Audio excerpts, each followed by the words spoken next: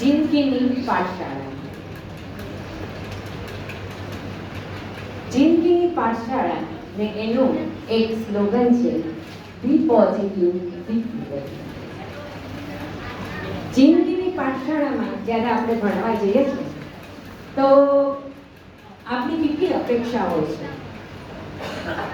જિંદગીની પાઠશાળા પાસે આપણે કેટલી બધી અપેક્ષા રાખીએ છીએ, તો શું પાઠશાળા આપણી પાસે કોઈ અપેક્ષા નહીં રાખતું હોય? આવો વિચાર આવ્યો એટલે મેં જિંદગીની પાઠશાળાને પૂછ્યું કે તું મારી પાસેથી શું અપેક્ષા રાખે છો, મારે કેવું જીવન જીવવું જોઈએ? તો જિંદગીએ શું કીધું? બહુ સરસ મધુર હાસ્ય સાથે કીધું કે મારી એક જ અપેક્ષા છે કે જીવનને સતત વહેતું રાખો, મહેકતું રાખો અને ચહેકતું રાખો. અને એ દિવસ એ ટાઈમથી મેં નક્કી કરી લીધું મનમાં કે હવે મારે ક્યાંય થાકવું નથી, કાંઈ અટકવું નથી. નો ટાયર્ડનેસ, નો એજ. ઉંમરનો ભાર નથી રાખવો અને વિચારનો થાક નથી રાખવો. થાક એટલે આપણા મનની અને આપણા વિચારની અવસ્થા. જો આપણે અટકશું તો થાક લાગશે. જો આપણે સતત ચાલ્યા કરશું, વિષમ પરિસ્થિતિ આવશે, કદાચ સંજોગો આપણને ક્યાંય અટકાવી દે, પણ સંજોગોને આપણી ઉપર આપણે હામી નહીં થવા દેતા, એને સાથે લઈને ચાલ્યા કરશું તો વિઘ્ન, સંકટ, તકલીફ બધું દૂર થતું જશે અને આપણામાં એક નવી ઉર્જા સતત રિલીઝ થતી જ જશે.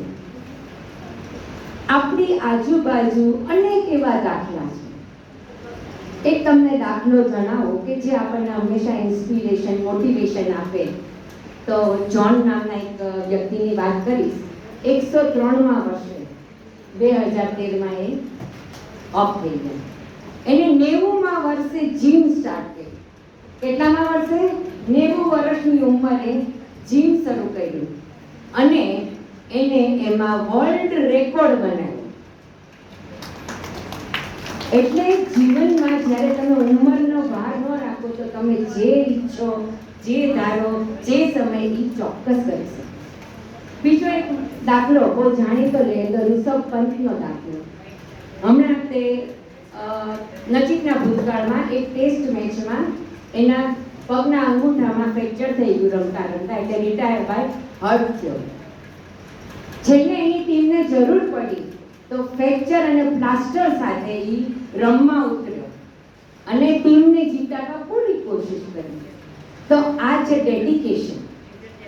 જ્યારે માણસ અનેક નાની મોટી આંતરિક બાહ્ય મુશ્કેલીઓ અને વિડંબણા આવે પણ એ હારતો નથી, તો એ ક્યારેય થાકતો નથી.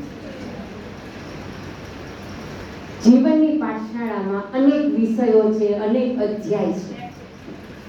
એક અધ્યાય પૂરો થઈ ગયો તો બીજો અધ્યાય તમારી રાહ જોઈને બેઠો જ છે કે આવો તમે અહીંયા મારી પાસે આવો.